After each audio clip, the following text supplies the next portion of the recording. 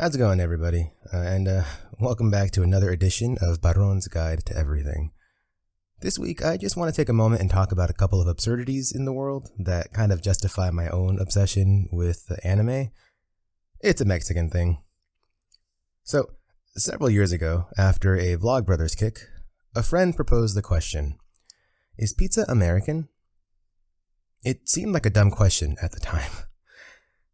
But the more we talked about it, the more ambiguous the answer became. Well, pizza was introduced to America by Italian immigrants, so it's Italian, right? But the pizza in Italy doesn't even resemble the pizza in the States, which is the version that spread the most globally. So the pizza most are familiar with is American-style pizza, making it American. An argument for pizza being Brazilian was made, on account of Sao Paulo alone having more than 6,000 pizza parlors and a deep history with the dish. The waters got even murkier when we took into account every brand of chip seems to have a pizza flavor, despite the fact that the very definition of pizza varies from place to place. You can have pizza without sauce or without cheese, for instance. Whether or not corn and peas constitute legitimate toppings is as hotly debated as whether or not pineapple and Canadian bacon deserve to adorn the pie. Chicago style versus New York? Isn't a calzone really just a pizza folded in half? There are a lot of factors that made this seemingly dumb question not at all a simple one.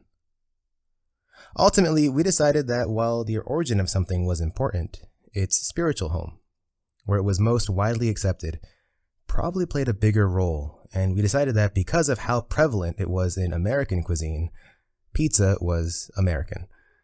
Fun fact, this line of thinking actually makes pizza Norwegian as of 2020, believe it or not. Norway consumes more pizza per capita than any other country. To be more precise, with a population of about 5.5 million, they inhale an average of 11 pounds of pizza each annually. I might be moving soon, guys. So, if pizza is Norwegian, where they love it more than anywhere else, then Dragonball is, without a doubt, Mexican.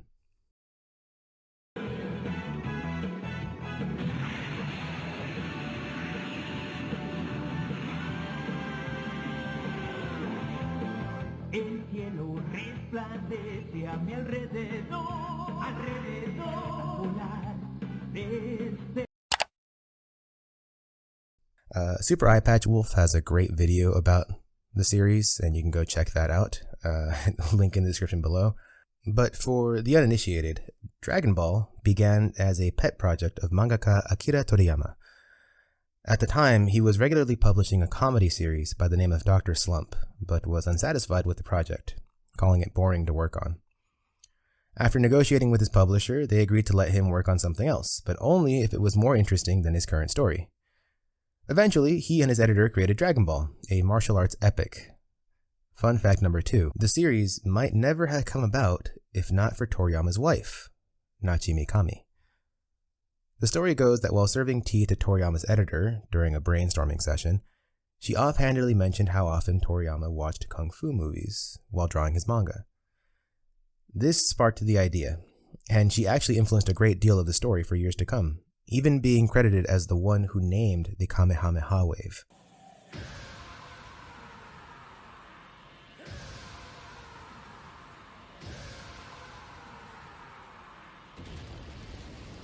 Originally published as a weekly serial during the 1980s, Dragon Ball followed Son Goku and his friends as they searched for the mystical Dragon Balls, 7 enchanted spheres which, when gathered, allowed you to summon the eternal dragon and be granted a single wish.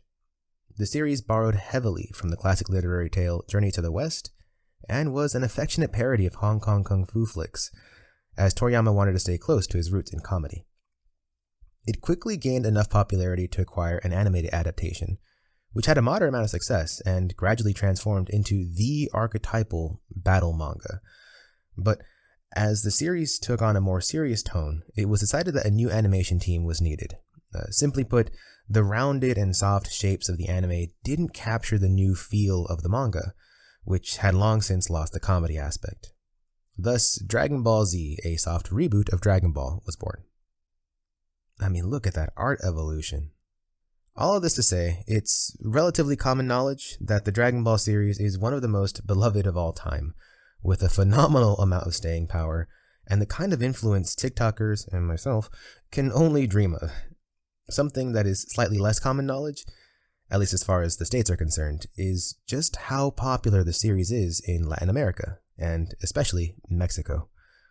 There are entire forums and articles discussing the Mexican fanbase of this show, and the massive impact it's had on the culture, but since you're listening to this, allow me to blow your mind by proving Mexico loves Dragon Ball more than Japan. So, Dragon Ball Z hit Japanese TV screens in 1989 and ran until 1996, getting picked up for translations along the way by a number of foreign countries, including the United States and much of Latin America. The key difference between these demographics being that the import-reliant Latin American countries really didn't have much to offer in terms of competition for ratings. Combine this with Japanese syndication rights being dirt cheap compared to anything the US produced, and a practically non-existent TV censor, and you get a gritty, violent, sometimes risque series aimed at kids that has yet to come off the air. Seriously, Dragon Ball Z has been in syndication in Mexico and most Latin American countries for the last 3 decades. Now, I get that there are plenty of other shows that have just stuck around. Avoiding making eye contact with you, The Simpsons. But for Mexico, DBZ just hit different. And I hate that phrase, so the fact that I'm using it should inform you of the gravity of those words. Don't get me wrong, the series became plenty popular in the States, and even globally. It's also universally regarded as the grandfather of all modern action anime, and its manga has only ever been outperformed by titles it directly inspired. The thing is, nowhere else has the series taken root in the cultural norms and everyday vernacular of the people who watch it. Let me explain with some anecdotal evidence, followed by some concrete facts. As children, my brother and I would occasionally get carted off to visit our relatives in Mexico. This was usually a rough experience, as it took a few days to get there. The heat was brutal. Neither of us were as fluent as was expected of us. The heat was brutal. We weren't really able to bring anything to entertain ourselves, and the heat was brutal. But on top of all that, the somewhat graphic nature of DBZ meant it really only aired on cable in the States, which we didn't have at the time. So, while we had seen a couple of episodes here and there, the show had already run its course a number of times in Mexico, as my cousins liked to remind me. As expected, we'd get clowned on for not having seen the whole series pretty much our entire stay, and I'd eventually get clowned on in school for being a nerd who liked anime. The pains of being first-generation American. But I digress. In addition to being what the cool kids were into, Dragon Ball Z was also just part of the language. During our stay, we took to using variations of the phrase "convertir a un Super Saiyajin," transform into a Super Saiyan, for just about everything. It was a threat, as in I'll transform into one if you keep bugging me, a lament, as in I'm so frustrated I just might transform, but more often than not as an expression of awe or excitement, or in an unrelated piece of media with similar undertones, as in, watch, he's gonna transform.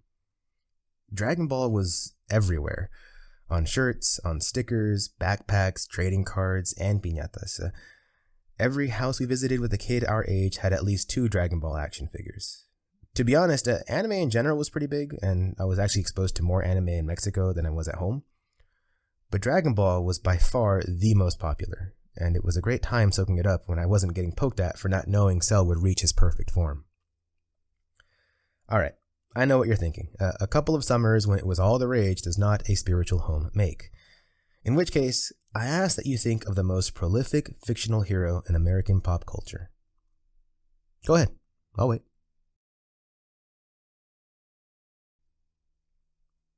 So you probably landed on the likes of Superman, Batman, Spider-Man, or even Iron Man, thanks to the Marvel Cinematic Universe.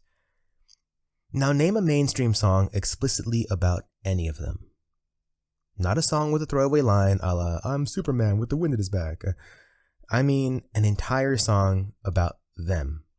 What they stand for, what they've gone through. You'd be hard-pressed to find anything like that in any genre, but a quick YouTube search brings up a corrido, a cumbia, and a mariachi-style ballad, all in Goku's honor. That's 3 genres of Mexican music, all of them culturally significant. Still not convinced?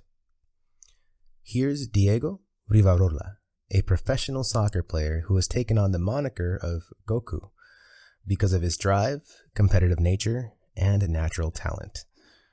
How about some businesses named specifically after the series? Huh? What's that? The work of a few fanatics, you say? How about some numbers then? Since 2013, Japan has released 3 Dragon Ball movies: Battle of Gods, Resurrection F, and Broly. According to those links, all 3 movies grossed the most in Japan, with Mexico being the only other country to even come close to Japan's numbers. While this might lead you to believe Japan has the biggest Dragon Ball fans, you don't quite have the full picture yet. Japan's average household income is over 7 times that of Mexico's, and with nearly 23% of their population at or below the poverty line, money literally means more to the Mexican population. With so many living on less than $6 a day, the fact that Mexico spent $10.4 million in 2019 to watch a Dragon Ball movie should really tell you something about how important this series is to the culture. But if that's still not enough to convince you that Dragon Ball means more to Mexico than it does to Japan, I present the Jiren Fight Hype Train. You see, after the success of the new movies, Toei saw that there really was a demand for more Dragon Ball and started a new series, Dragon Ball Super. Throughout this new series, a tournament arc was introduced, along with a new character, Jiren the Grey. I should probably work out more. Anyway, Jiren was hinted to be the only one who would be a match for Goku in the tournament, but turned out to be significantly stronger. As per usual, however, every time they clashed, Goku became a better fighter and forced Jiren to unveil more of his real strength. Now, every time it was announced that the two would fight, businesses all over Mexico would advertise the next episode as if it was a title boxing match. And I mean all over. Here's a poster of a Mexican strip club offering free lap dances if Goku won the fight. The series was so popular, entire cities would hold Dragon Ball Super watch parties in their plaza. These events were on the level of the World Cup as far as turnout was concerned, and got so big, the Japanese embassy sent a strongly worded letter to the Mexican government regarding their legality. Seriously? That's right, Mexicans love Dragon Ball so damn much, they were willing to start a diplomatic incident just to gather en masse and cheer Goku on. Here's the thing though, Dragon Ball really isn't that good. It's got every single problem any long-running series could ever possibly have, and there's no one in the anime community today who would honestly suggest sitting through all 575 episodes. So, why all the fuss? Well, kind of like the pizza question, there's not really a simple answer to that. You can cobble together responses based off of simple human psychology. For instance, Dragon Ball doesn't look like anything else, even other anime, so there's the spectacle aspect. Comparisons to luchador culture have been made. There's also a nostalgia factor, or more likely, the fact that it never went off the air, and so has become a steady constant that has tied generations of fans together, often whole families.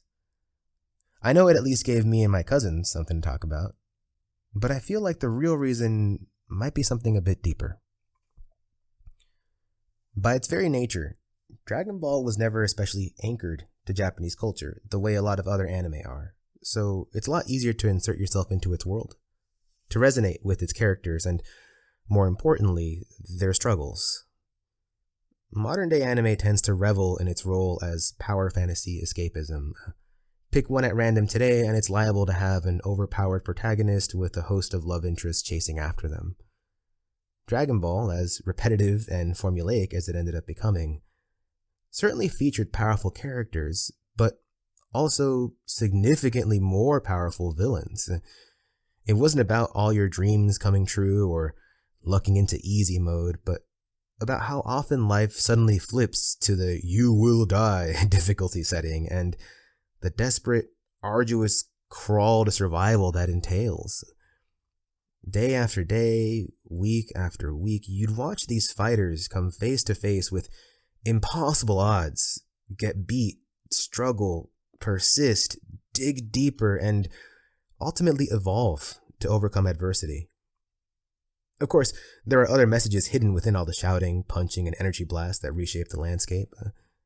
Things like the value of hard work and training, the importance of family, the cost of hubris, the idea that within us all lies a well of untapped potential that can be accessed in moments of great need, and my personal favorite trope, that a warrior's greatest strength only manifests when protecting something they love. I like to think these are the reasons the series has remained so popular in a country that is no stranger to difficulty and hard work. I know they're the reasons I enjoy all the anime it inspired. And I take a small amount of solace in the thought that maybe I'm more in touch with my people than I think. Then again, maybe there just isn't anything better on. That's it for me today, and see you guys in the next one.